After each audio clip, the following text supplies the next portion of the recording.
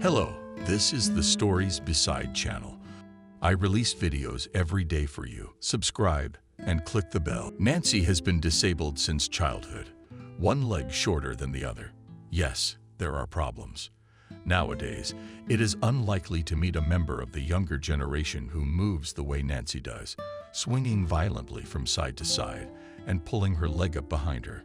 But in the days when she was born, such children were often doomed to disability.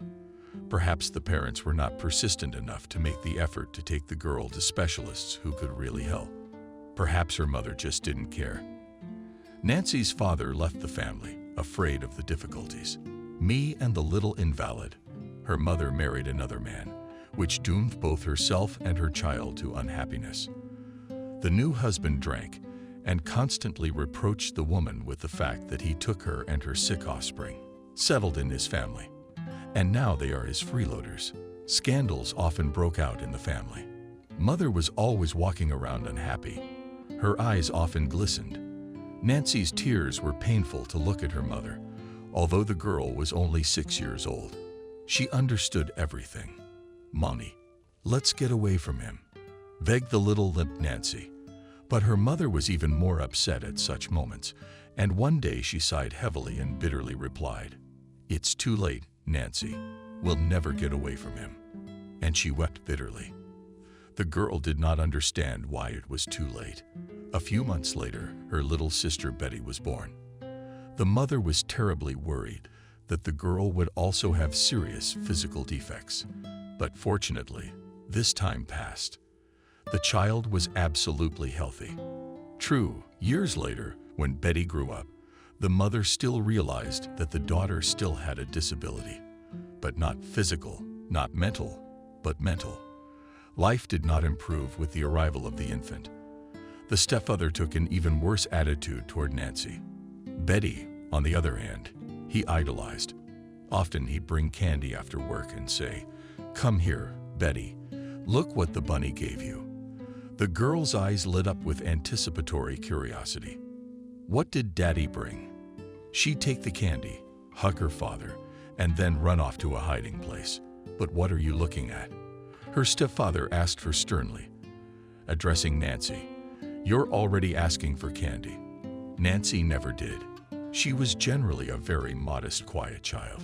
Golden temperament, malleable, comfortable, as it is now fashionable to say.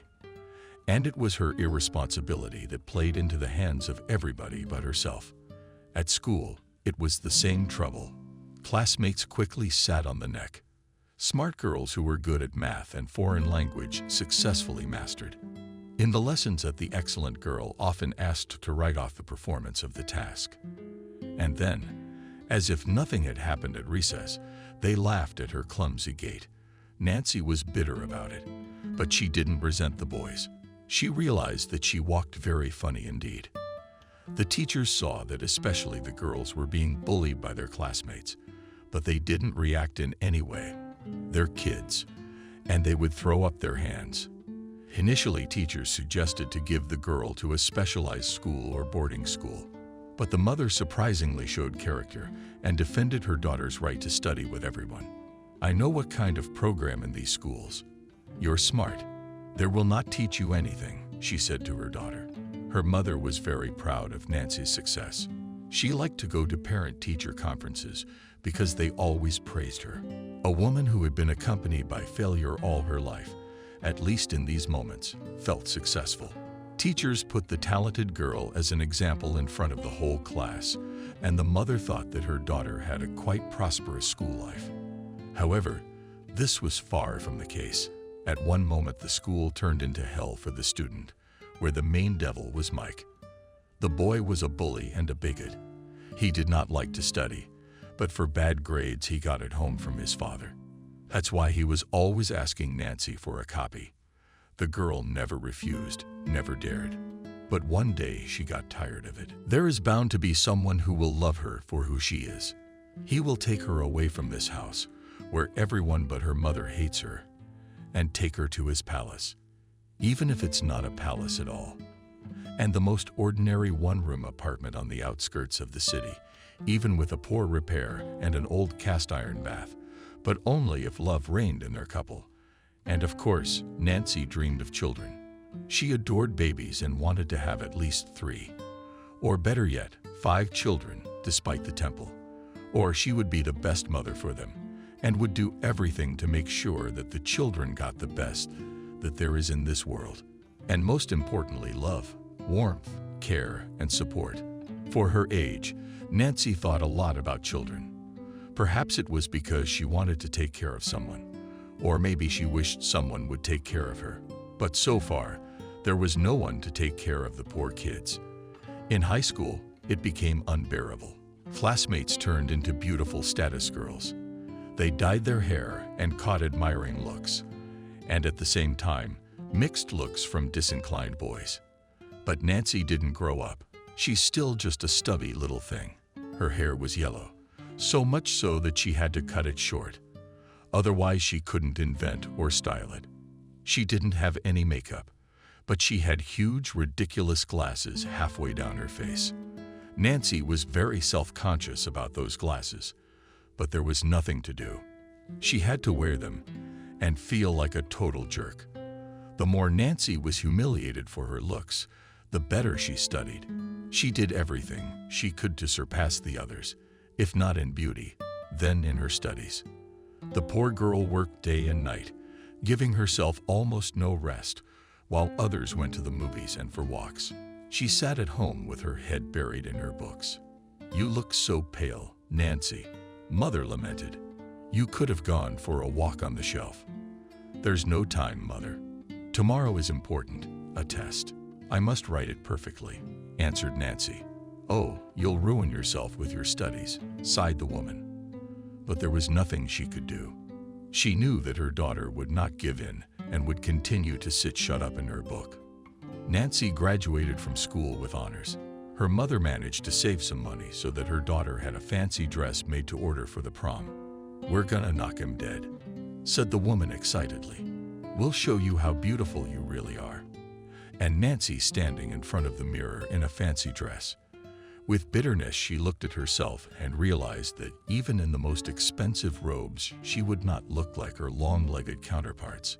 Okay, the modest classmate exuberated with health and vigor, and she felt sorry for her mom's money, which she could have spent on herself instead of on some stupid dress. In general, Nancy had not planned to go to the graduation, but seeing how hard her mother tried, she decided to attend the celebration and say goodbye to the school. There was still a shy Nancy in her heart that she would surprise her classmates by going to the prom. "Wow, so that's what you can look like," they oohed and awed in her imagination. But it didn't happen. When Nancy showed up in the formal hall, some just averted their eyes. Some started giggling, and some let go out of habit, mocking and commenting. "Look, a duck robbed a bank and bought a dress. Wow. Yes, no, she robbed not a bank." And the costumer of the children's theater imagined herself a princess on a pea. Yeah, but she was laid up for a year. Now it's digesting like this. Nancy couldn't bear to listen to the ridicule. The alumni were dancing, having fun. Nancy sat at a table with her English and literature teacher. They tried to cheer her up, but soon, after a few drinks, they ran off to dance. Nancy was left alone, unable to bear the agonizing discomfort. She rose abruptly from the table and headed for the exit. The girl led the way on foot, alone picking up her long skirt. She plucked up her courage and said firmly, "I'm sorry, Mike, but I'm not going to let you cheat. Don't get your grades at my expense. Use your head." "Oh yeah." The big boy was indignant. "And you're not afraid that I'll answer you. What are you going to do to me?" With a challenge, said the excellent girl. "And you'll see," replied the bully. At this point, the quiet life for the girl ended. In the blink of an eye, Mike had turned the whole class against Nancy. She had been ridiculed at recess before, and after the conflict with the turnout, the bullying of classmates, and even became an unbearable duck. Many shouted after her, "Nancy is crooked." But ridicule is half the trouble. The girl could take away her briefcase and hide it somewhere, so she couldn't find it later. She was torn books, notebooks, broken pencils, spoiled essays, from which teachers lowered grades. The class teacher did not notice the unhealthy atmosphere in the school community, tried to turn a blind eye to what was happening. Other teachers were also indifferent. Therefore, there was no one to ask for protection about the girl. At home, Nancy tried not to give the appearance that she was hurt and bad. Better than very much disliked it when she expressed her displeasure or showed her bad mood. She didn't complain to her mother either. Just saw that she was having such a hard time. Why add to her own problems if she was having a hard time? Nancy after school turned into the public garden, where she had her own modest place, a bench, teenagers. There the girl could cry to her heart's content and only then smear salty tears on her face. When she went home, the girl was also laughed at for her clothes. She had a coat with short sleeves and in boots which she wore. Succeeded more than one generation of children. Mother was on maternity leave, and when she went to work, the nanny at the kindergarten received very little.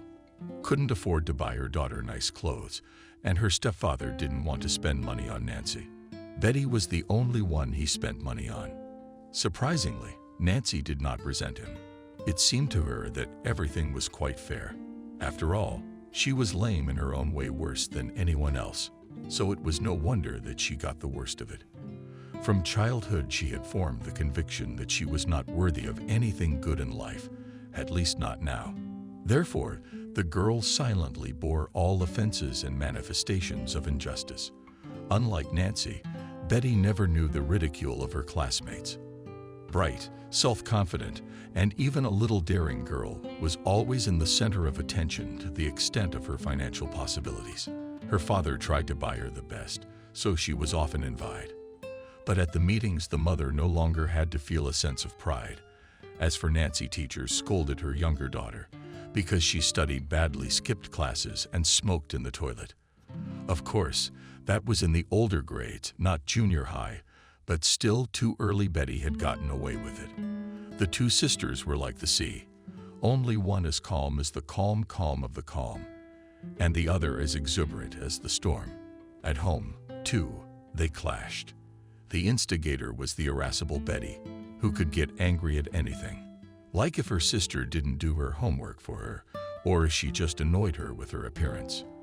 If father and mother went out, the younger sister could kick Nancy out with the words, "Go away. I can't see you." For from school, Nancy was terribly hurt by such treatment. Not only was it hurtful at school, but at home too. Only her mother loved her. And that realization made the lame girl feel heavy. Will she always feel loneliness and uselessness to the world? A little. Growing up, Nancy got hooked on love novels, which helped her escape from the gray reality. She loved Consuelo's books and Gone with the Wind. Beautiful love stories. But there's just too much suffering. Do you really have to go through so much for love? But still, Nancy believed that in the future, there would be a big, bright feeling waiting for her. She was sad, but she didn't cry. All the old life was behind her, which meant the next would be much better. Fortunately, Nancy was not mistaken. Life really did get better. The girl entered the University for Foreign Languages and moved into a dormitory. The group turned out to be very good-natured girls, and the roommates were cheerful. You couldn't get bored with them. Nancy felt as if she'd gone from hell to paradise. No one laughed at her anymore. On the contrary, everyone supported her and tried to help her. The girl was on an equal footing with everyone else. Student parties and other gatherings. She didn't want to go home at all. But her mom, she did visit, knew it wasn't easy for her there alone. Betty and her father had formed a coalition, and they couldn't let her poor mother live. Everything was wrong with them. Everything was wrong with her. The stepfather started drinking heavily. He used to be able to control himself, but now he couldn't. He'd have glass after glass. He'd come home drunk and raise his hand. I don't know how much longer they'd torture the unfortunate wife. But even though it's a sin to say so, the sudden frost came to the rescue. It was the coldest winter for many years.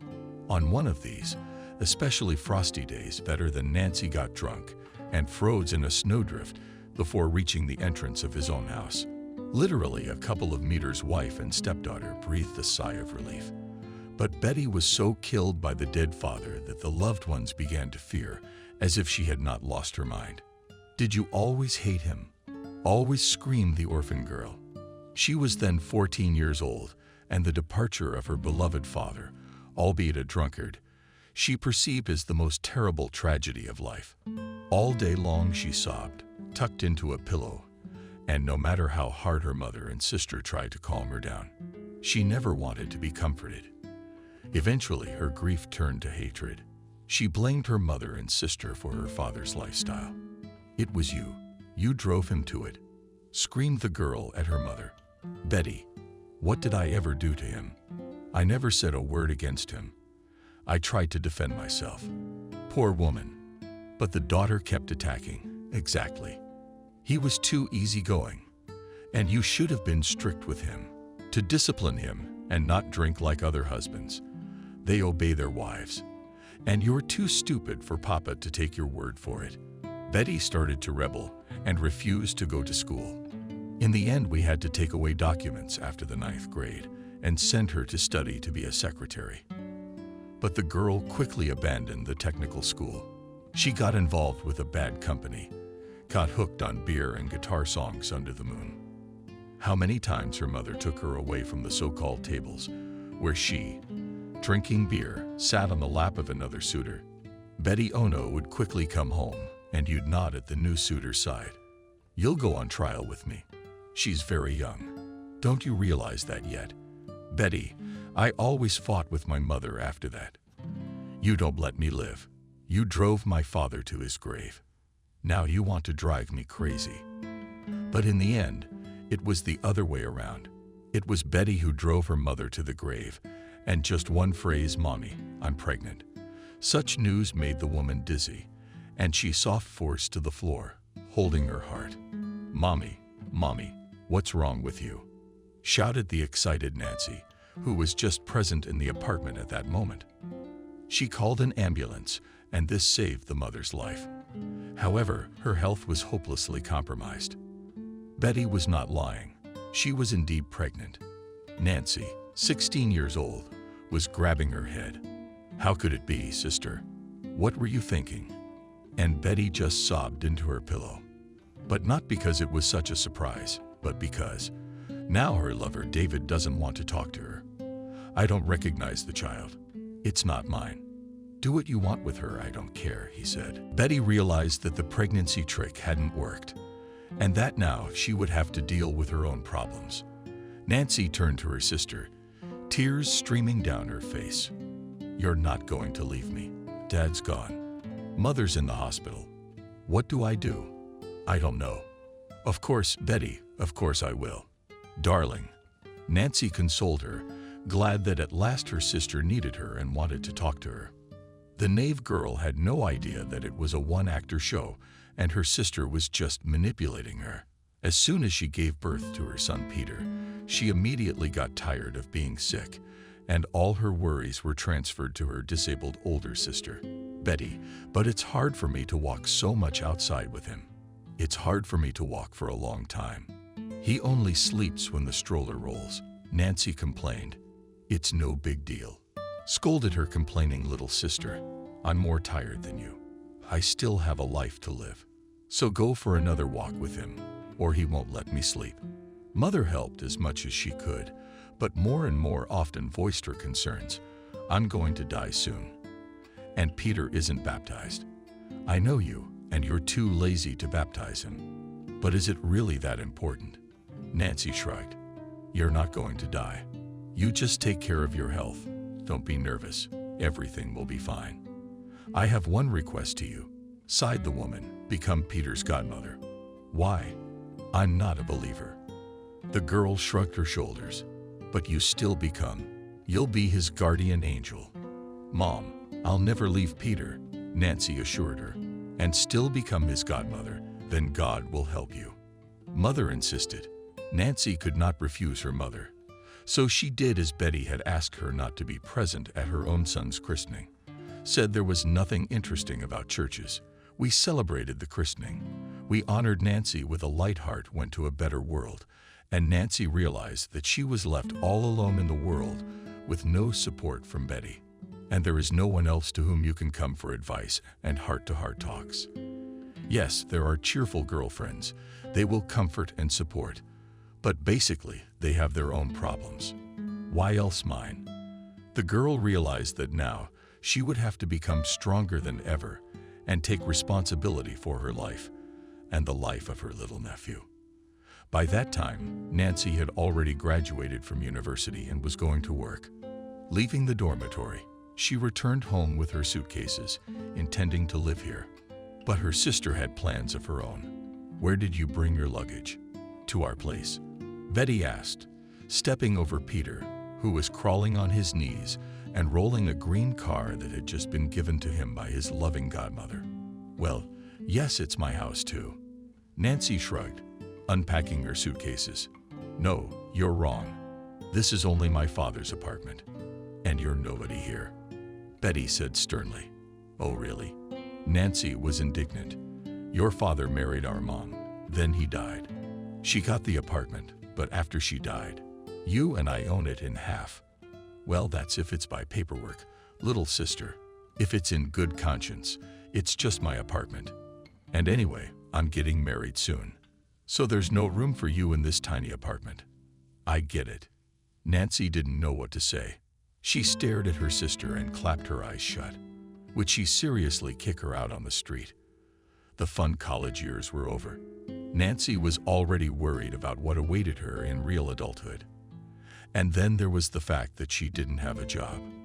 Of course, she was offered to stay in graduate school, but the girl did not want to persevere in the university and kind of scientific lines.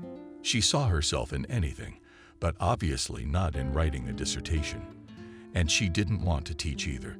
But life set the pieces on the chessboard. Nancy had to pack her bags, go back to her dormitory, and apply to graduate school. Welcomed her with open arms. "But thank God you changed your mind, Nancy. We'd hate to lose this kind of staff." That's what the faculty said. Of course, you could try to get a job somewhere, but there was little chance of finding work quickly with her physical features. "So what? I'll stay at the university. I'll teach." The girl consoled herself.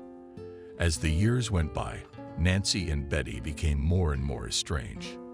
Nancy really went into teaching and developed in that direction.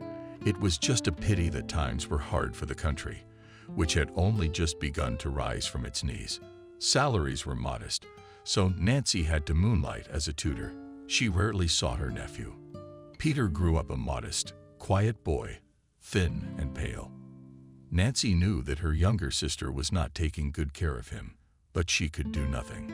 She fed him occasionally, brought clothes, gifts, as far as her own finances allowed. But to control that the child was on time and had a full meal every day, did her homework, breathed fresh air, she couldn't. Betty was completely out of control. She split up quickly with the husband she'd kicked out Nancy for. Then she got back together with a second third. Started drinking or even taking something heavier. Had a baby girl, Lisa. Nancy said not to look at her. Jinx her. Probably still a cola puppy. She wasn't shy about asking her sister for money. Nancy tried not to give her any money. She helped with groceries. She felt sorry for the kids. She even reported her sister to child services once, but they said if you and your sister have a conflict, complaining about her to child services is not a method of revenge. Everyone seemed to turn a blind eye to what was going on at her sister's house. No one, including the neighbors, cared about both Peter and little Lisa. The only thing the occupants of the adjoining apartments were unhappy about was the noise and cockroaches that crowded into them. From Betty, "Don't get smart. You start living normally like all people," Nancy begged. She'd seen what her little sister was turning into. Not the opposite. Acting defiant. Face swollen. She's lost weight. She won't even let her in the apartment. You can imagine what goes on in there. Nancy used to take Peter to her dorm sometimes. She was assigned a room in the faculty dorm. She was very happy about that. Peter was always happy when his favorite aunt took him to visit her. She had enough to eat. He could sit in silence and draw. From his earliest childhood, the boy simply adored drawing. He could spend hours drawing on paper with a pen, pencils, or felt-tip pens. Anything. You're a talent. Nancy admired you. Come on. Peter was embarrassed. No, I'm telling you the truth. You should go to art school. You have to take an exam. Plus, it costs money. Besides, you need money for transportation. Will you have to buy materials at your own expense? No, my mother won't pay for it. Nancy took a deep breath and made a firm decision. She would definitely get Peter into art school. It's okay, Nancy thought. I can handle it. I can handle it. The school is a public school. The fee is symbolic. The main thing is to calculate your budget, to have enough for paper and paint. Peter was very nervous about the exam and excited at the same time. He wanted to go to art school. And so the cherished day arrived. The children were taken into the classroom and given a task. The first part of the exam was a graphic drawing. Here you are, children. A pot. Next to the lemon and the towel. Draw them in pencil.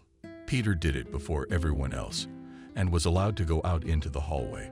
What are you doing up so early? Nancy was surprised. I did it all, smiled happy Peter. Well, you're not in a hurry. No, it's all good, I think.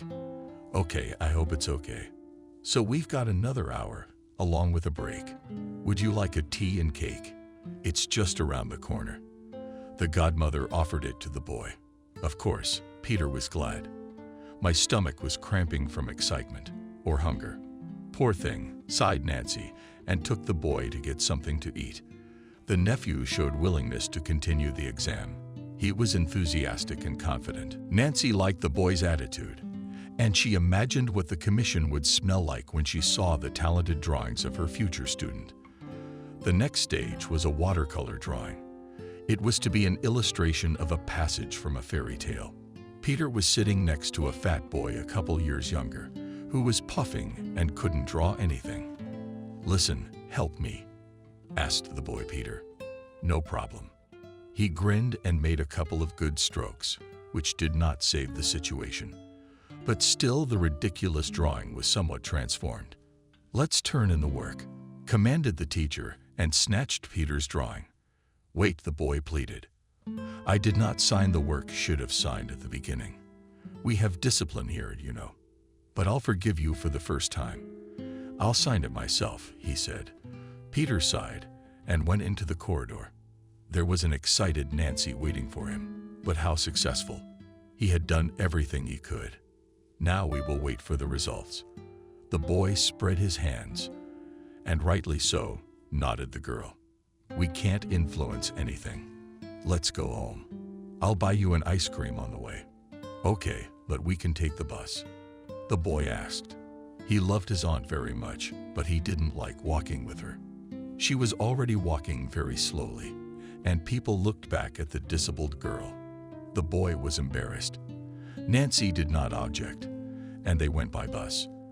The 3 days dragged on very slowly. Finally, the day came when the results were announced. Nancy and Peter arrived at the art school and with trepidation in their hearts began to study the admission lists. What was their surprise when they learned that Peter had failed the exam? Peter, did you fail the drawing? Nancy asked in surprise. I don't know. I thought I drew better than the others. The boy said quietly. Then we'll go to the headmaster and find out, said Nancy firmly, and limping with more excitement than usual, went to the proper office. Peter followed her. Hello, said the girl politely, opening the principal's office and looking around at the other two teachers. A woman of about 50 years old, who stood next to him and looked at the drawings lying on the table. Hello, nodded the principal discreetly, and the other teachers remained silent, anticipating the storm. I have a question for you, Nancy began firmly. Why is my nephew not admitted to the school? Probably because he failed the exam. The headmaster replied indifferently. And why did he fail the exam?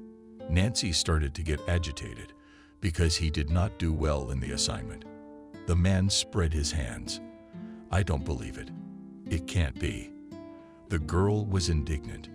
Well, let's look for his drawing. You'll see for yourself. One of the women intervened. Nancy called out her nephew's name, and the teachers began to dig through the pile of sheets. Finally, they pulled out a pencil drawing and showed it to Nancy. "Is this your drawing?" asked the principal, looking at Nancy and Peter from under his glasses. "Is it yours?" Nancy asked. "Yes," nodded the boy. "And what's wrong with it?" asked the girl. "It looks fine to me. I'm not an expert, but I'd wonder how others drew it." "Oh, certainly the drawing is talented," nodded the director. "But you see, graphics is such a thing. You just have to get your hand at it. Pencil in a sketch. We can always put a student through the paces. But color drawing, imagination, fantasy, that's you. We can't put in the pupil's head. If you want to look, here's his watercolor," coldly said one of the women, holding out Nancy's work. The girl immediately blushed. The drawing was indeed very weak, childish, ridiculous. How could it be? What had happened? After all, Peter had always drawn so beautifully. Nancy turned her eyes to her godson, and he looked at the sheet and said, "But it is not my work, nor is it yours." "Is your name standing up?" said the woman, reading the name again. "No, it's not my drawing. It was drawn by a boy at a neighboring easel." Nancy got excited. "Peter, can you get a job?" And shifting her gaze to the teachers, she asked, pressing her lips together. One of the women nodded silently. The boy walked over to a stack of drawn absorbent cotton and pulled out his work. "They're triumphant," he said. Nancy smiled victoriously in return. Yes, now she would recognize her nephew's work. This drawing really has the power to captivate many. Unusual color schemes, interesting images and volume. "But the name is not your worth," interrupted the girl's thoughts the director. "What does it say? Benjamin is his work, not yours." "No," the naive boy smiled. "Benjamin was sitting next to him. His work happened to be signed with my name and mine with his." "That's out of the question," the principal cut him off. "Papers are signed by the students. One of you could have gotten it mixed up, but both of you signing your work with the wrong name. That can't be." A terrible hunch struck Nancy. "You just don't want to accept it." "Yes." "Oh, really?" The director was offended. "We give everyone a chance. Everyone is equal to us." "I see." The girl grinned bitterly. "But don't be so dramatic," rolled her eyes. One of the teachers, "If you want, we can ask your boy to come sometime and retake the exam." "Will you come?" asked Nancy. "No," frowned Peter. "I don't want to." "But you see, he doesn't want to. We can see when a child is trying, striving, and when he doesn't care," smiled the other teacher victoriously. Peter couldn't stand it, turned around and ran out. Nancy would have liked to leave the office in some spectacular way, but she ended up walking to the door for what seemed like an interminably long time. "Damn lame." The thought, Peter related, consoling Nancy to her nephew outside. "But don't kill." "That's right. We'll try again next year." "I don't want to." I already mumbled to the boy. "Listen, maybe it's better not to be limited by the canons, so to speak, remain an original artist." "Yeah," sighed Peter. "But all right, not to dissolve." Anya did not go. Nancy said to someone, and staggered up the street. "I don't want to. I'm going home." The boy wrinkled his forehead. Come on. No objections accepted," Nancy said cheerfully, and she nodded invitingly. The boy sighed and followed his godmother. They crossed the square and came to the shopping rows, among which was a small art store. "Here you are," said Nancy, opening the door for the boy. Peter walked in and immediately froze in place. There was nothing but watercolor paper of various shades stretched on canvases, glossy sheets for pretty paper. And all these sheets smell so good. And how many pencils, markers, paints. In the corner, there was an easel in different sizes that were asking for it. "Put me on the canvases. Let's go to the river. We'll paint." "Well, take your pick," Nancy suggested it. I don't even know, said Peter. Then I'll take them all, Nancy said cheerfully. The girl turned to the saleswoman to us. Please, graphic pencils of different hardness, eraser, paints, watercolors, acrylics, paper, and drawing books. Okay, the saleswoman answered reluctantly. Let me see what we have there cheaper, and we do not need cheaper. Nancy replied confidently. Give us the best quality. The saleswoman stared at the disabled girl with her little companion in surprise and said, All right. Peter stood and watched with bated breath as the woman laid out on the glass showcase pencils, beautiful boxes of paints, crayons, brushes, paper. Would his aunt really take it all? It's unbelievable for him. We'll take the easel too. We'll go for a walk, Nancy announced solemnly. But you'll have to carry it.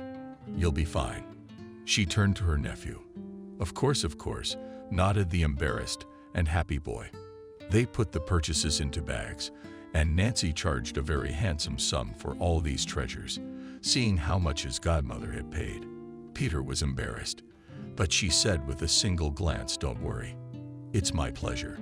Taking the bags in their hands, they headed home. Aunt Nancy, only I'm afraid to carry it all home. It'll get lost, the boy confessed, embarrassed. Nancy lowered her eyes.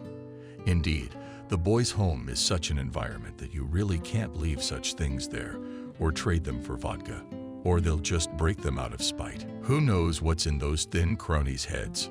All right, said Nancy. We'll take it to my place any time you want to come and draw. And you can take home some paper and some pencils for drawing. Okay, yes. The boy was happy. At his aunt's house, he was always well fed and felt safe. Sometimes he was visited, thoughts for which he berated himself. If only Nancy had been his mother instead of Betty. Let her be an invalid. It's no big deal. But she's kind, caring. She doesn't drink or swear, and her house is always clean, and there's always something good to eat. But when you go to your mom's, you never know what's gonna happen. Peter and Nancy came home. The boy began to sort out the shopping, and then sat down at the table to draw. He was diligently drawing lines and bit the tip of his tongue with his teeth. He was trying so hard. Nancy came over and looked over his shoulder and said admiringly, You've got talent after all. They'll be sorry they didn't take you to school. A few days passed, and the bitterness of the injustice that befell the aunt and her nephew at art school faded into the background. That day, Peter came running to Nancy crying. Said Aunt Nancy close by. What's wrong? Nancy was frightened. Lisa was taken away.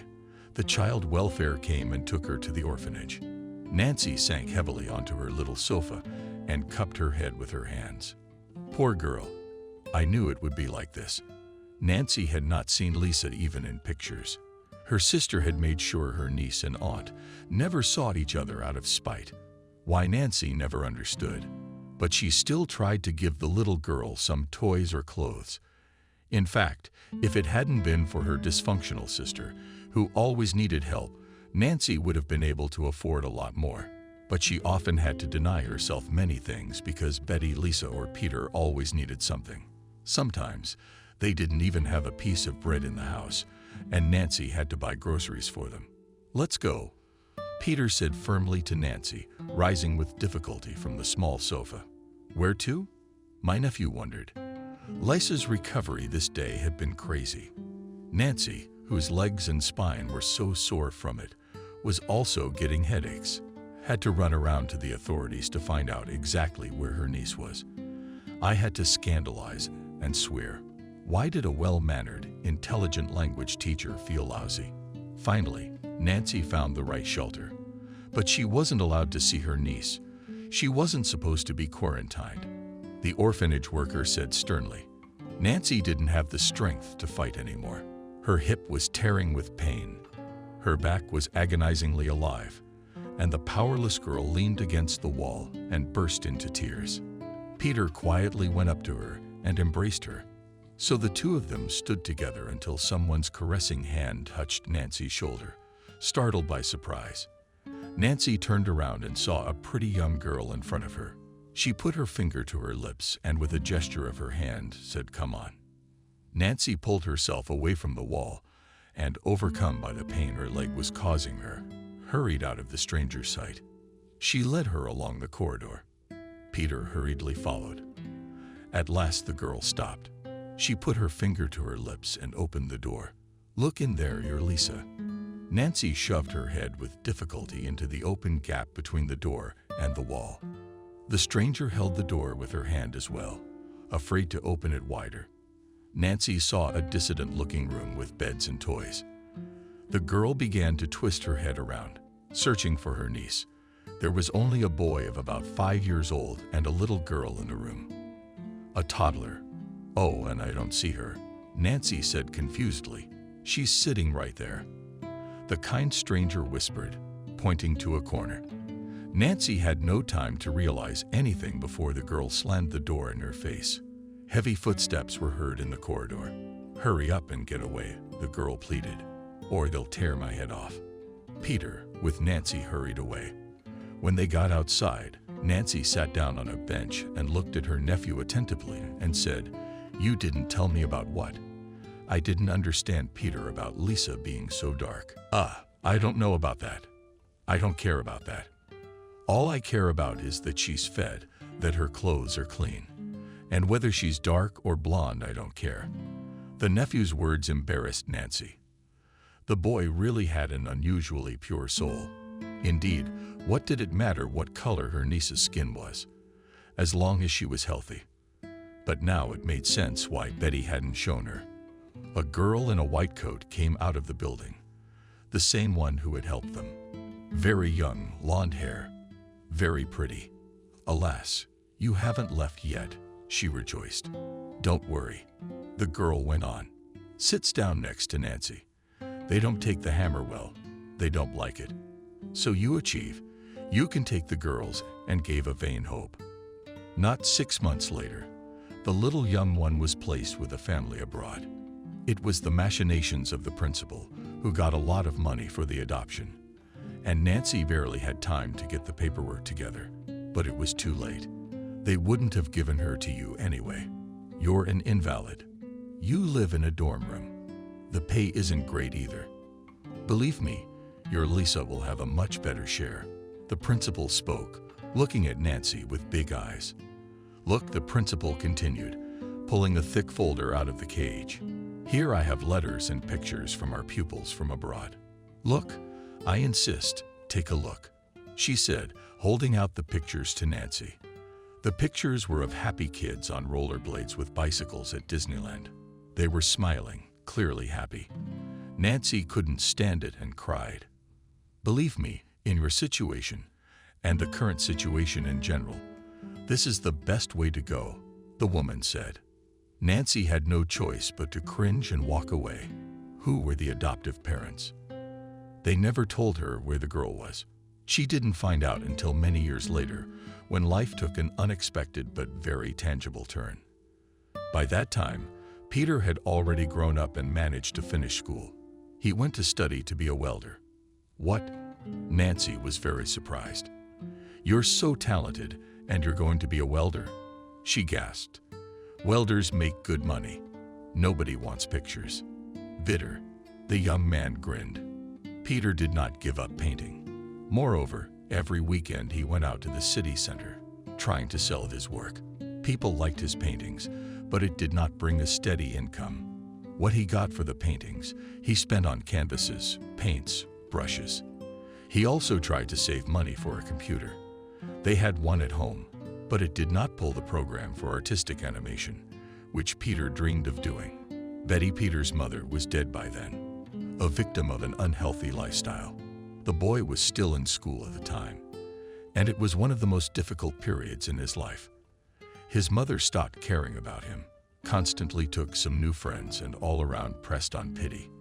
They took her child away from her, deprived her of blood, her daughter, and perverts. Under this pretext, she demanded a drink, and they poured it for her. The apartment turned into a dump. Dirt all around. Proserpina Peter allocated himself a box in which he kept school things, so that they did not come into contact with other objects in the house, and although they remained clean for some time, but in class they still laughed at him because of the dirt and poor clothes, and teachers wrinkled their nose and said that the boy smelled like Karayev. More than once they even called him to the principal's office. Peter studied well, but spoiled the face of the school with his appearance. So the principal did everything to expel him after the 9th grade. It was around this time that Betty passed away. When Nancy arrived at the apartment for the first time in years, she froze in horror at the sight of such a dump. She had never imagined it. The little apartment was crammed to the brim, and yet Nancy had planned to move in here to look after Peter. "I'm sorry," she said quietly. "Aunt Nancy for what?" "I don't get it, Peter for not taking you away from here." "I didn't realize," the kid sighed so slyly. "Yes, I tried to clean up before, but Mother and her cronies were looking again. It's an endless circle. You know, Nancy, I'm actually glad she's dead." "You're what?" "You can't say that." "No, I'm allowed. I've been through so much." She tortured herself. "Let her calm down," Peter said with bitterness in his voice. "You're right. Let her calm down." Well, at least she didn't sing in the apartment. She was smart enough. "We're going to have to clean up this place, and that's going to take a lot of work." All summer long, my nephew and aunt cleaned up the little apartment. They took out several bags of garbage, rubbed the surfaces removed for salty wallpaper, and glued new ones. Ripped off the old linoleum, and with the help of a neighbor, they laid new linoleum. The kitchen furniture was in terrible condition, and there was no money to buy another. Nancy began to have health problems, and a lot of money was spent on treatment. But she found a way out, bought in the store herself pliers, film, and restored the old modules. What really could not be saved on was the windows. Glasses were cracked frames, sprouted on the windowsill terrible. Had to splurge on replacements, and it seriously hit the found finances. But this is not the worst. It turned out that the apartment hangs an impressive debt for utilities. It is surprising how they have not been cut off from water and light, and for heating as if they had never paid at all. Gritting her teeth, Nancy set out to restructure. At one point it seemed to her that it would be easier to sell the apartment than to deal with it. But she thought about Peter. She'd be taken back to the dorms any day now and put somewhere else. Because she's a respected teacher, an associate professor. What about Peter? We seem to be in dark corners for the rest of our lives. No, she's bound to fight over this apartment. She has no children of her own, and probably won't have any. So at least she can worry about the crisis. Curtains, furniture, and various utensils. Nancy brought them from the dorm. I asked Peter to open and bought him a new mattress and put a small sofa for myself to separate it with a screen. She didn't want to stay in the dormitory because she had to look after the boy. "You're still young. You need to keep an eye on him." Peter didn't mind having friends. He wasn't going to take them to the apartment. Auntie gave him enough freedom. She cooked good food too. He'd finally had enough of her food. The only thing he needed was silence and privacy to paint in peace. Nancy never disturbed him at such times. She would turn on classical music and knit, and Peter at this moment was engaged in artistic creation. At last there were prosperous, peaceful times in Peter's life. The guy did not worry that he did not have branded clothes or a good phone. For him, the main value was the opportunity to do what he loved and live in cleanliness, so that the dirt at home did not mold to his feet and to his clothes. For Peter, happiness was to eat fresh soup from a clean plate, to drink tea from a normal, not broken cup, and not be afraid to come home, not knowing what surprise prepared drunken mother. So nephew and aunt lived a few years. Peter by that time had long since graduated and went to work at the factory. True, the salary was not as high as he had dreamed, but he did not have enough experience for a higher-paying job yet.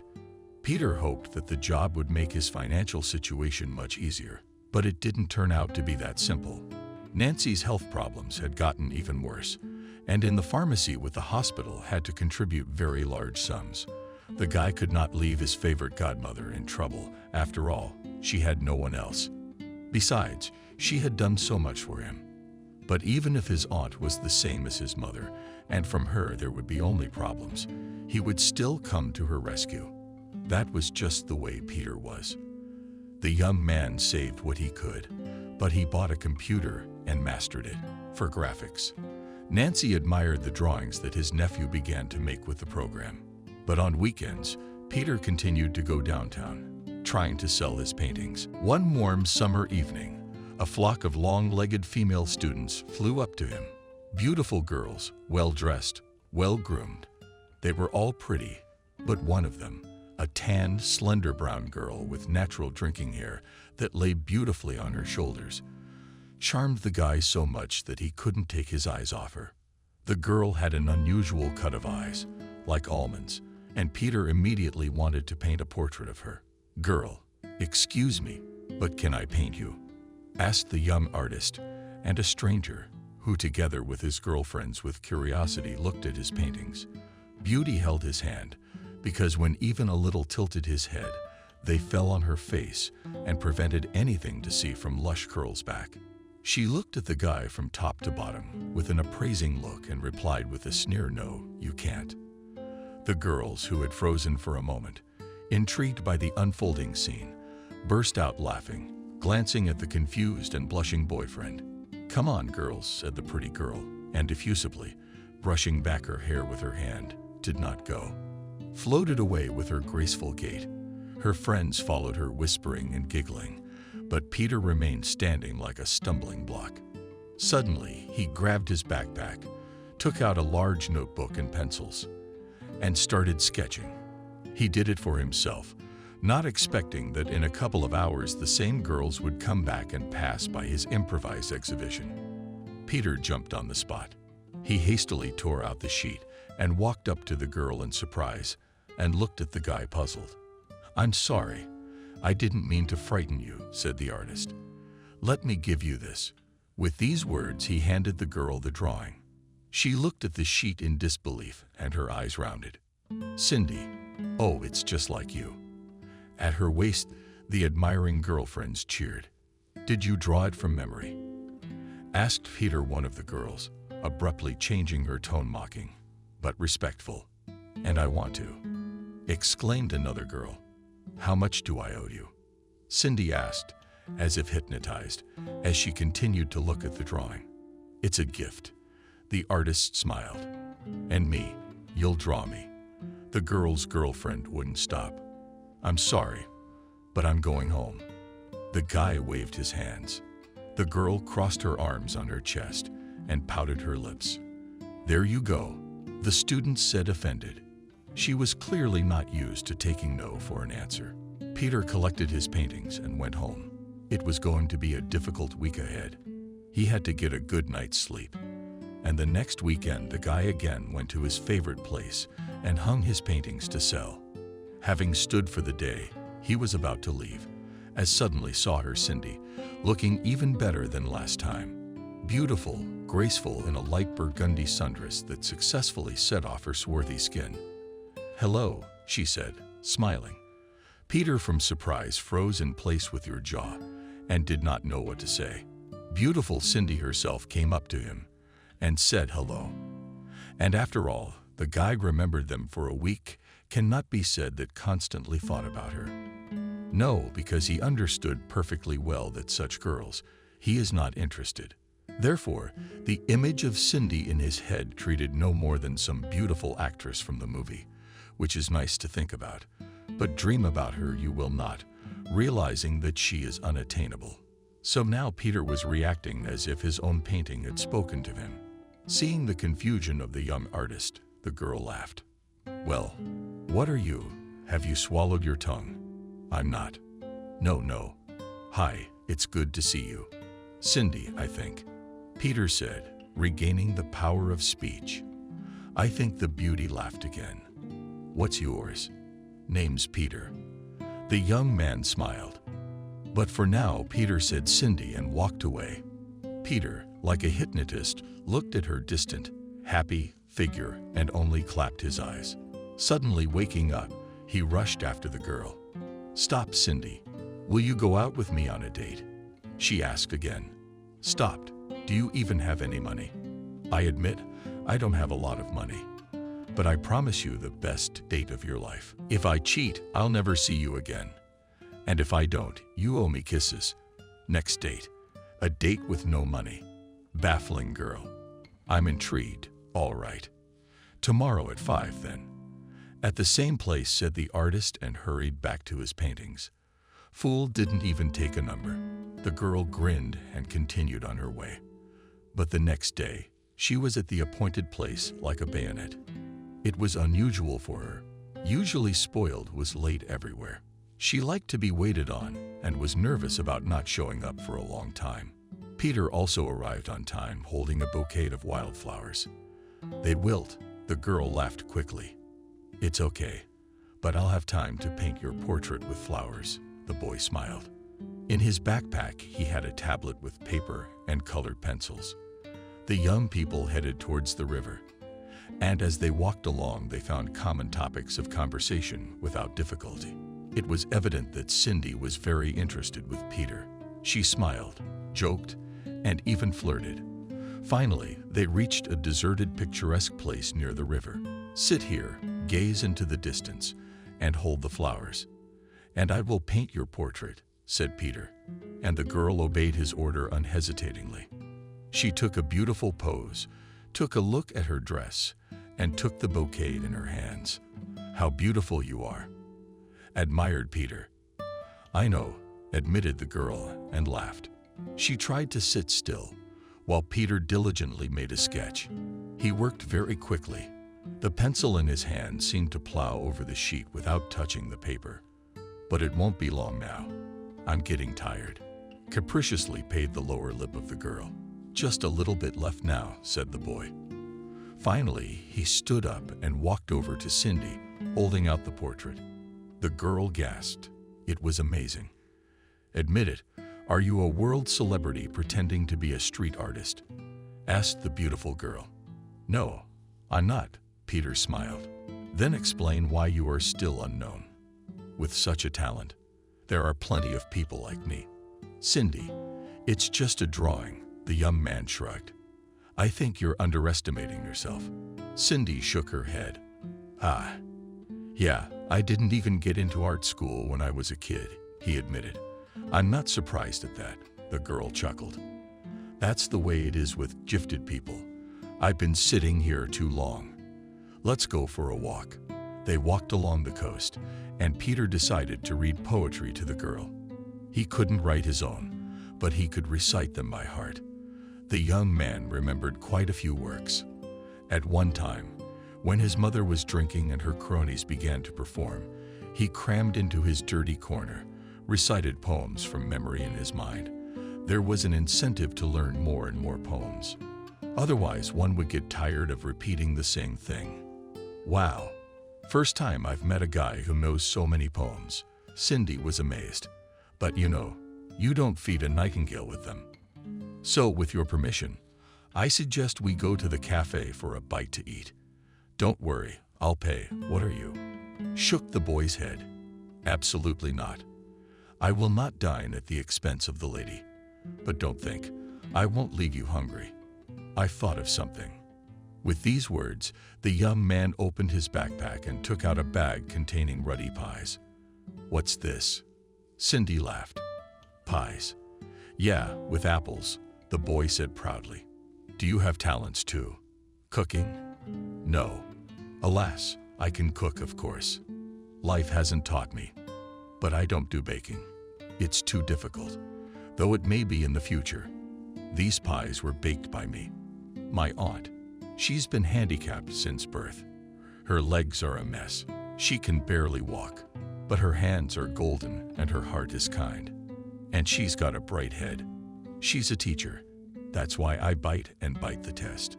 I don't really welcome men. She stretched out. I'm almost drooling myself. You know, figures, all that stuff. She continued, keeping her eyes on the pies. You have a great figure. If you put on 10 pounds, you'd still be gorgeous. You'd have an extra charm. And in fact, all women are beautiful and slender in their own way. You're a common womanizer. Cindy laughed. choosing the prettiest pie from the bag. No, really, the boy protested. I'm a one-woman man. I think a woman should be alone for life. An idealist. Life is much more complicated. The girl sighed and sank her teeth into the pie. Oh my God, oh my God, she exclaimed, rolling her eyes and experiencing the treat at the same time. What is it? Startled the artist, mentally going over in his mind. What could have gotten the girl so excited? Maybe there was a bone from the apple in the pies, or did the aunt mix up salt and sugar? Oh, this is delicious.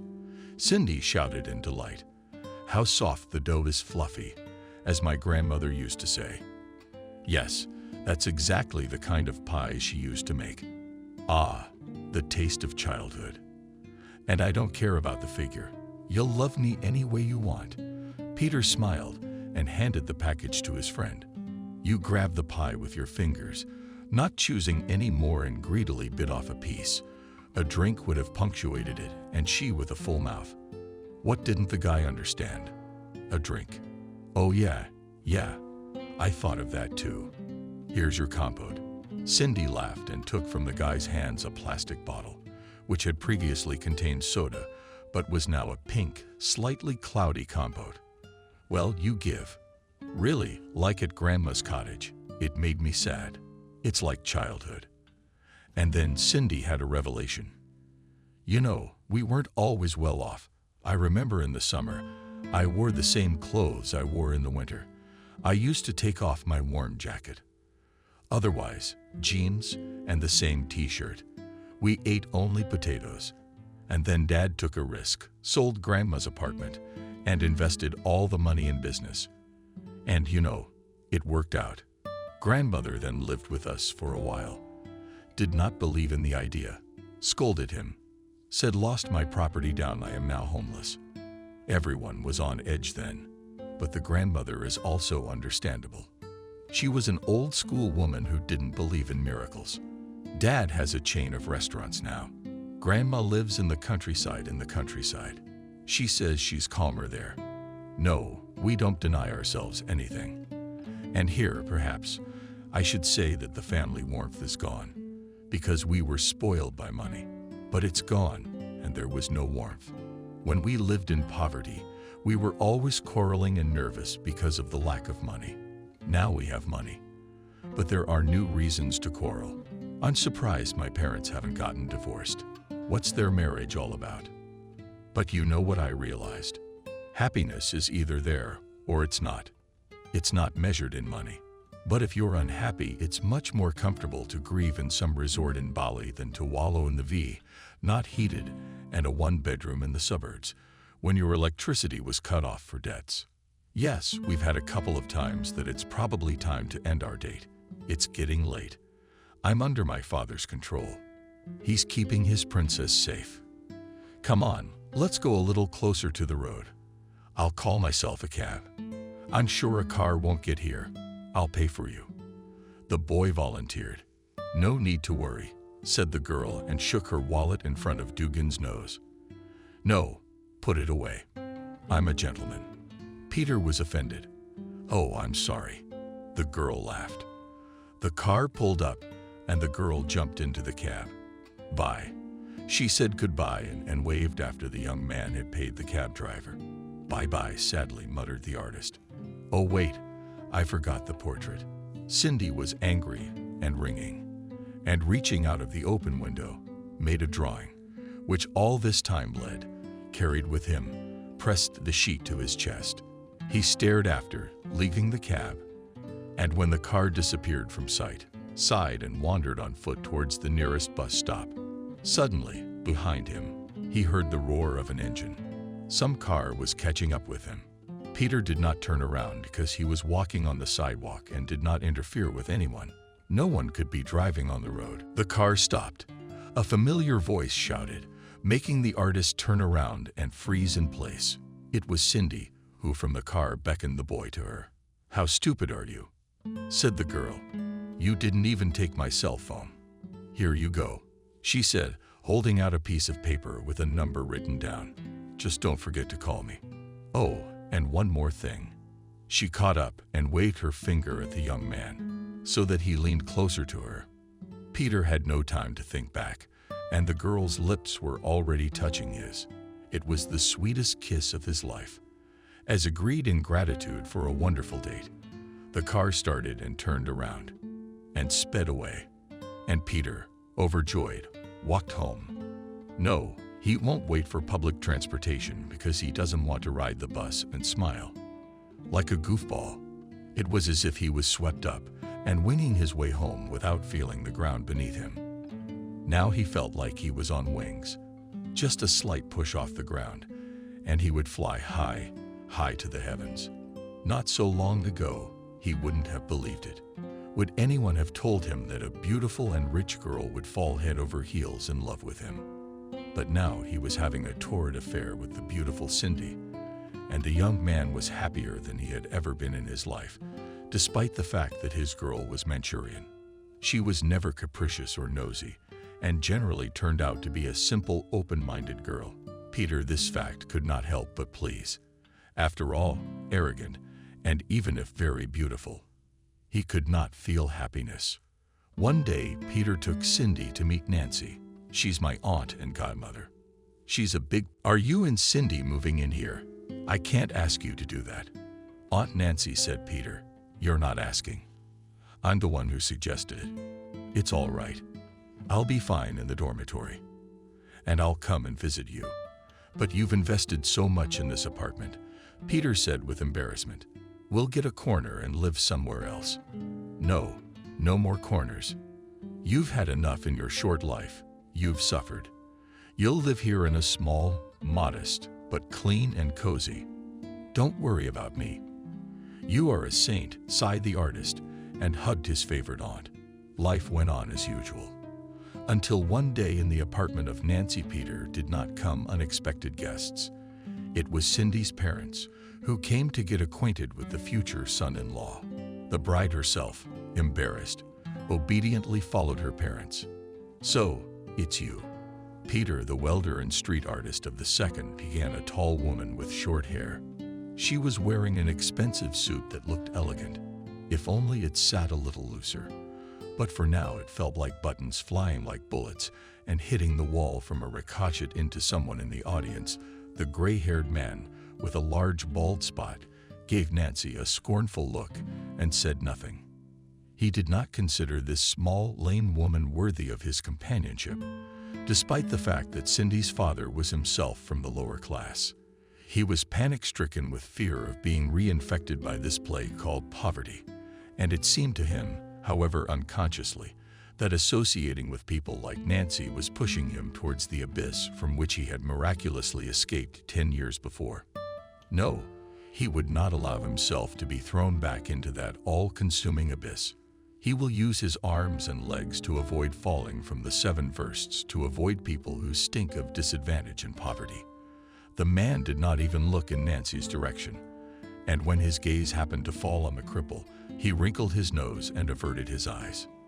Well, Cindy's mother stretched out. You've got a nice place here. Clean, clean, clean. You mean you, Nancy. That's what rich people say when they come into a poor man's house. Why that stupid word? Clean. Are you going to live here? The guest interrupted her thoughts, turning to her daughter. I don't know. The girl shrugged. Aunt Nancy lives here. I see. So your lover has neither a stake nor a yard? The woman asked venomously. The girl bit her lip and looked at Peter carefully. She was very embarrassed for her parents. But why do they so humiliate her fiancée and unfortunate aunt? She had already suffered so much from life. But Cindy could not say anything against her father and mother. The girl had done everything possible to make her parents, albeit with a squeak, but allowed her to marry the man she loved. She did not tell Peter how many tears and scandals she had endured, while trying to convince the older generation to let her marry. Thanks to Grandma. Somehow, miraculously, the old woman retained her authority and had influence over her son and daughter-in-law. Let her marry if it's love. It's no big deal. You can always get a divorce. Nowadays, divorce is not a stigma for a woman, especially not for someone like Cindy. May it be her mistake of youth or her great happiness. We don't know that yet. But if you forbid her to marry, she will probably spend the rest of her life cursing you for robbing her of her happiness. The gray-haired businessman heeded the exhortations of the wise mother and gave the go-ahead for the marriage on condition that with the groom and his family what would. Hadn't he met before the wedding? Cindy had a presentiment that the acquaintance would be little pleasant. She expected her mother to be sarcastic and nitpick at the future in-laws. However, she did not expect it to be so blatant and overt. Her mother had gone off on a tangent. Nancy, who was not prepared for such attacks, could not answer at all, though she herself had a strange tongue. The students knew her as a witty teacher who could deftly put someone in his place who had gotten cocky over signs. But the woman was a quitter. Perhaps if it was just about her future, she'd find it. What to say? But now her nephew's fate depended on her. The boy had been through enough in this life, and the woman didn't want to make things worse for him. Peter himself was also like water in his mouth. He tried to say something, but in the end, he was so embarrassed that it was a Spanish shame. Cindy blushed for him. "What are you talking about?" she thought with annoyance. Peter himself realized that he was talking nonsense, so he preferred to keep silent. The previews were hard. The young man felt the hostility of the future mother-in-law and father-in-law. "Well, have you decided to get married?" "Good riddance. Only the groom must pay for the wedding," said Cindy's mother. "Yes, I'm ready," said the boy. "But just remember, we're serious people. We have reputations. We mustn't fall foul of the people we know. The wedding will be at least 300 people. The dress is expensive, luxurious. Your apartment is cheaper. I wonder where you're going to get the money." Peter turned pale. He really didn't have money for expensive dresses and a wedding for 300 people. "Couldn't you be more modest?" Nancy asked. "You can't," the guest retorted. "We have family in town. We don't want to be embarrassed. Or do you want everyone in town to say that our daughter is marrying an Alfonso? Cindy's friends are laughing at her enough as it is. Maybe we should celebrate in our restaurant." Cindy asked quietly. "Yes, please celebrate. But you'll have to pay for it anyway." Cut off the woman. Cindy felt embarrassed. "Mom, stop it. Stop it. But you're kind. You're good. You're kind. Why?" Saying things like that. She said it in her head. However, the woman did not stop.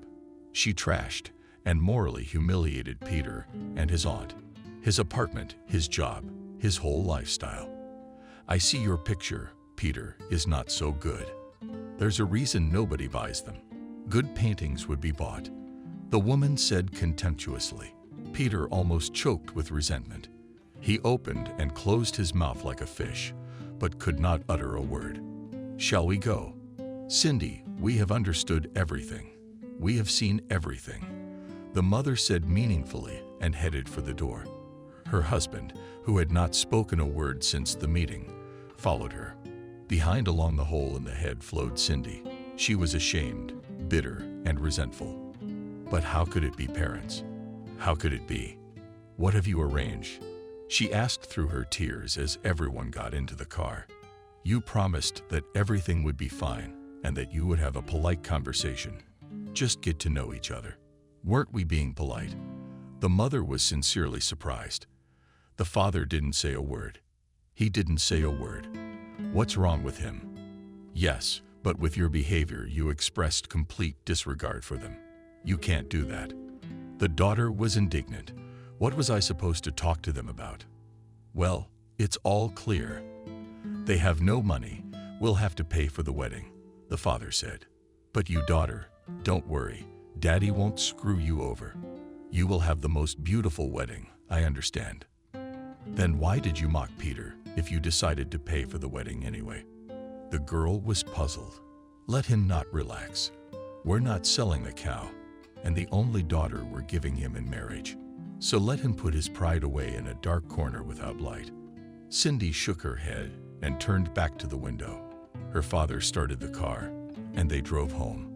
Meanwhile, Nancy was trying to move away from the familiarity of meeting her future in-laws.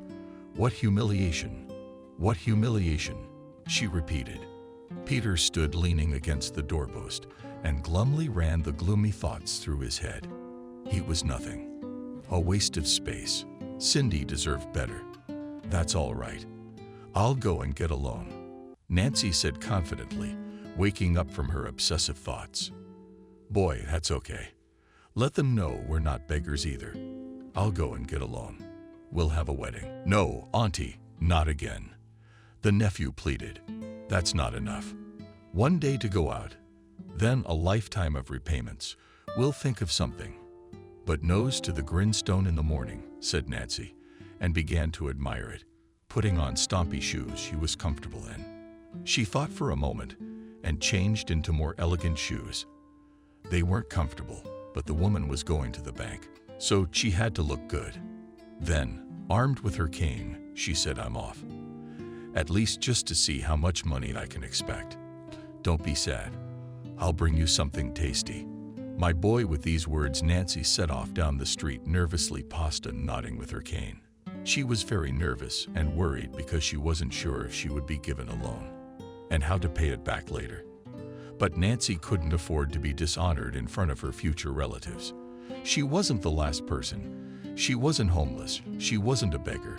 She was a respected university teacher. And who's to blame that almost all her salary and disability pension is spent on her health?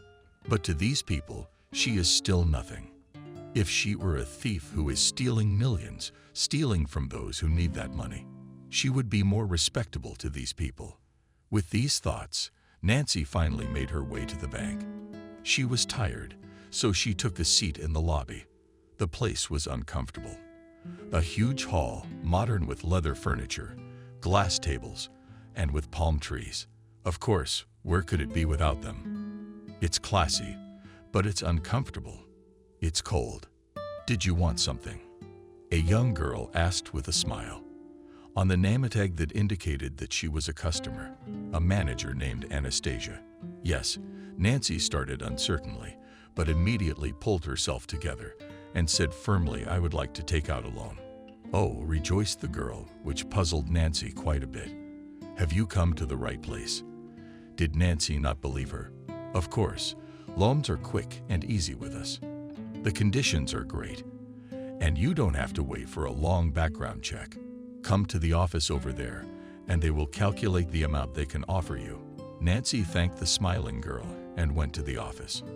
There was another young pretty girl there, the clerk, perfectly coiffed, in a beautiful and impeccably lined blouse and a strict pencil skirt. The girl was in charge of loan disbursements.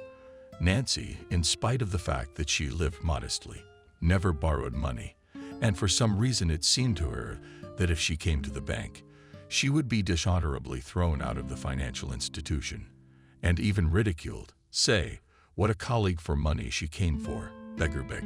But everything turned out to be even. On the contrary, the girl smiled at her and said, hello, my name is Jenna. Can I help you? Hello. I'd like to apply for a loan. With a beautiful smile, said the girl. Here you are. Please fill out the form.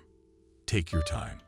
Nancy was given a sheet with questions where she had to indicate her name, surname, date of birth, age, and so on. There were also questions about her place of work, income, and property. Nancy wrote everything down as it was and then gave it to the girl. The latter, having scrutinized it carefully, said that on the basis of these data she could give the client such and such an amount. But it was not enough.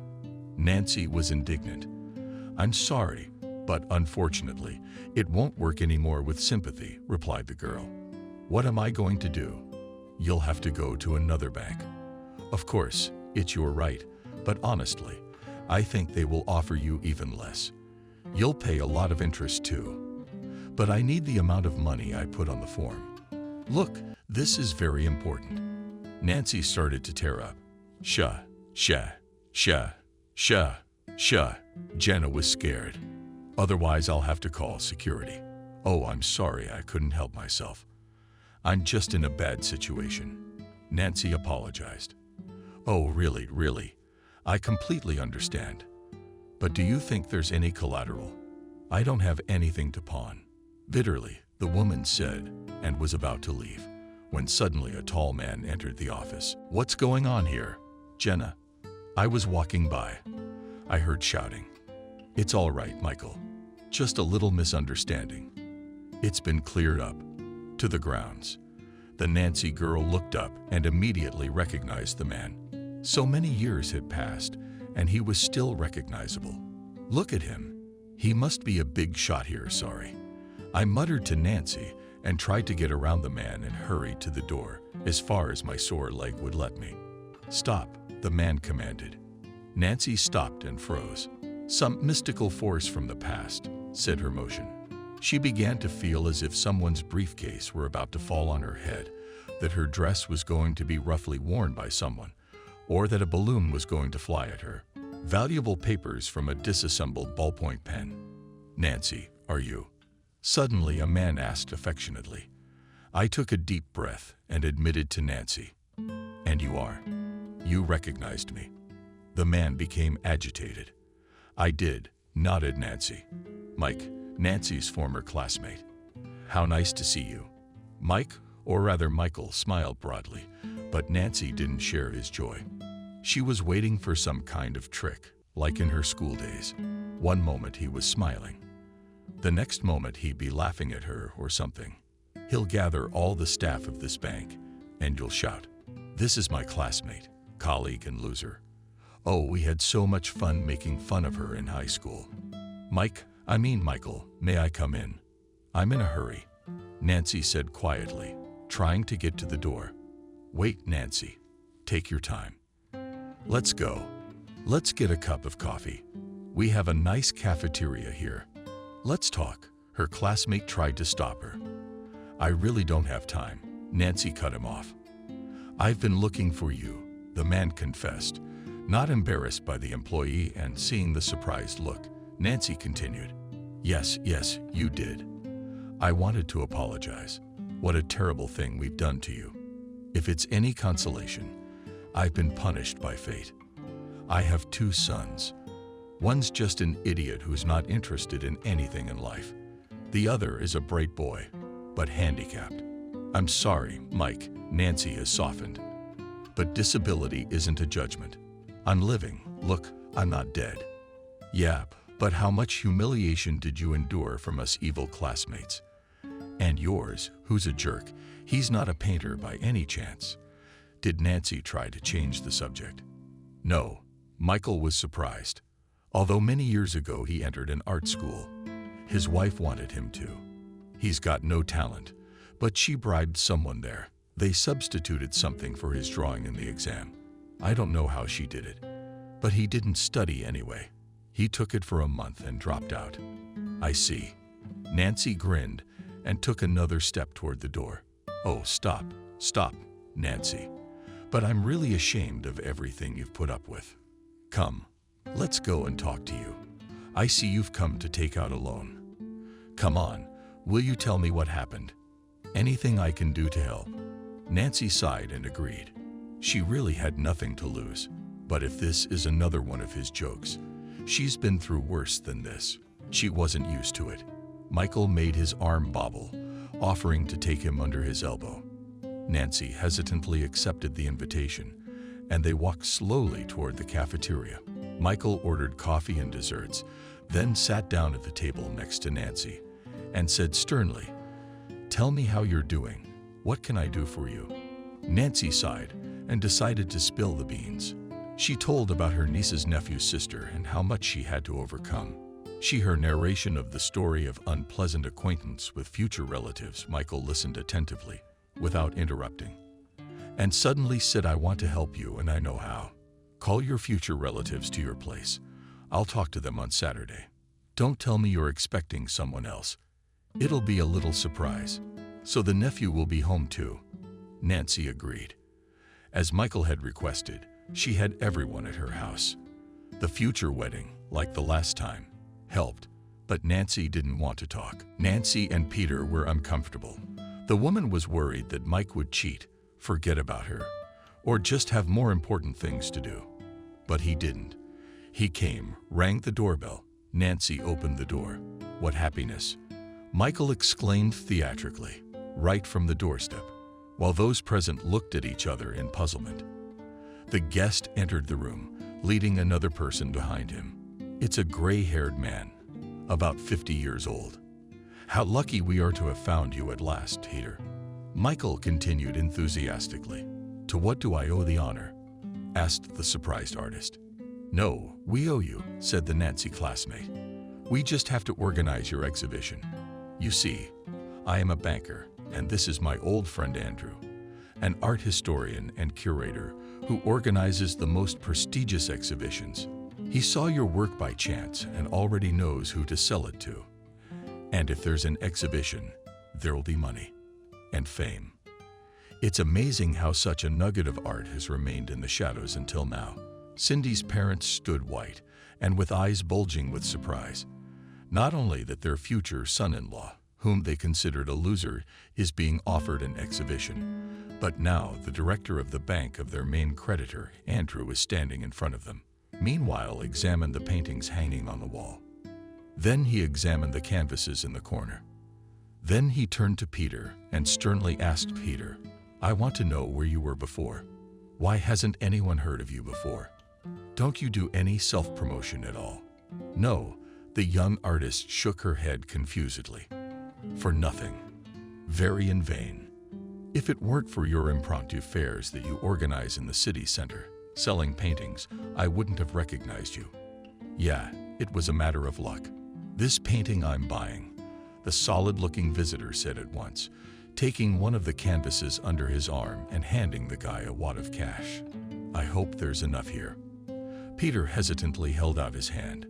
Accepting the money, he couldn't believe his eyes. They were real bills. Cindy's face showed a mixture of emotions. She was surprised, proud, and pleased at the same time.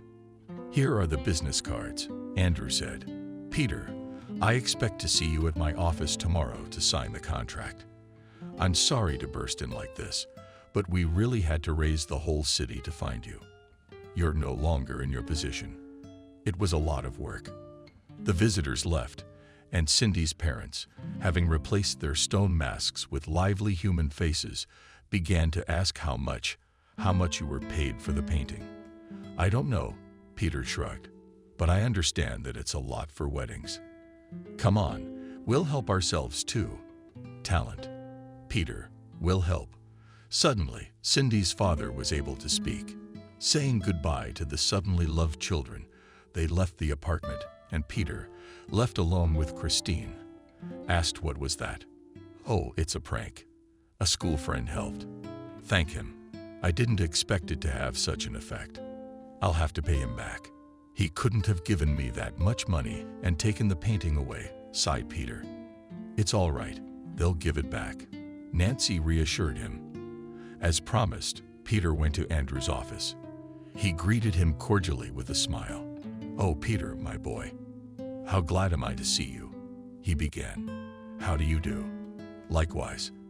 As promised, I've come, and I brought money. Money. The man was surprised. But the one you gave me to impress my fiancé's family. Oh, really, Peter? I bought a painting from you where I saw potential, and this. Not a prank. The money is yours, the painting is mine, and your exhibit is coming up. This is not a joke. Peter, it's not a joke. Peter stood there stunned. He couldn't believe it was really happening to him. A month later, his exhibition really did happen. There was a lot of publicity, and it was embarrassing for Peter. He was positioned as a poor artist, a nugget who was not taken to art school, and he turned out to be a genius accidentally spotted on the street. Such a success story, when a man from the grassroots becomes popular, attracted the public, and many people wanted to visit his exhibition. It was a real success. Cindy also attended the exhibition in a silk cocktail dress. She looked unrivaled. She took the parents too, saying, "Look what a son-in-law I've found for you." And you underestimated him. Father and mother, though reluctantly, but admitted that underestimated the groom daughter, but warned that still see what success he will achieve in life and whether worthy to marry their favorite girl. But as soon as the couple saw a reporter moving towards them with a microphone, pursued by a cameraman with a camera. They immediately began to smile with all their mouths and say that yes, it was their favorite son-in-law who arranged the exhibition. A talented young man, Michael, and his eldest son also came to the exhibition. This was exactly their easygoing boy with whom Peter took the exam on the go. "Hi, do you recognize me?" the young man asked, extending his hand to Peter. "I'm Benjamin." Peter was not entirely confused. And then Benjamin reminded him and asked if Peter was offended by him. "No, really." Peter laughed. "That's good. It was boring studying there anyway. I dropped out." The boy waved his hand. "Aha. So in any case," sighed Michael, who was eyeballing Nancy. "And you don't," said Peter. "Guess who exactly the banker is looking for?" "Where is she?" "At home, complaining of severe pain, and she didn't go out in the end. She really wanted to." "Then I'll go and see her," Michael said, and headed for the car. When he got to Nancy's house, he waited a long time for her to open the door. It was hard for her to get up. The woman was surprised by the appearance of a former classmate. Inviting him to the table, she poured the man tea and looked at him confusedly. What would he say to Nancy? "I apologize to you for everything that was then long ago. I really turned your life into hell, deprived your childhood. But I want to at least make it up to you. There's a good clinic abroad where our youngest son is undergoing rehabilitation. Please agree, and I pay you treatment at least a little, but the doctors will be able to alleviate your suffering." "I can't accept an offer like that." Shook my head. "Nancy, please," said Michael and knelt down in front of her. Nancy cried. She was embarrassed, but at the same time she was touched by such an offer. After a short pause, she agreed to accept her classmate's proposal. Nancy went to therapy right after Peter and Cindy's wedding. She didn't have to move out of her apartment. After all, Peter, after selling several of his paintings, was able to rent a decent place for himself and his young wife. Work at the factory. Of course, he left, devoting himself to creativity. In parallel, he mastered the program for creating cartoons and very soon created his own cartoon-let short, which could only be seen on the internet. But for a young man, it was a breakthrough. After all, he wanted to do not only painting, but also animation. As soon as Peter had money, he immediately gave a paw to someone and got information about his younger sister Lisa. The girl really lived abroad and was quite happy, even forgot her native language. So when Peter contacted her by video call, a language barrier stood between them. But Peter still did not lose hope to find a common language with his sister and even planned to visit her. And Nancy underwent a course of treatment, which was paid for by Michael. Alas, she did not become a completely new person. It was impossible. But the pain was gone. She was feeling much better and moving around more freely. Nancy finally had a time in her life when she was completely happy and at peace with her loved ones. This peace of mind and sense of happiness she was going to enjoy for many years to come. It was finally time to live for herself.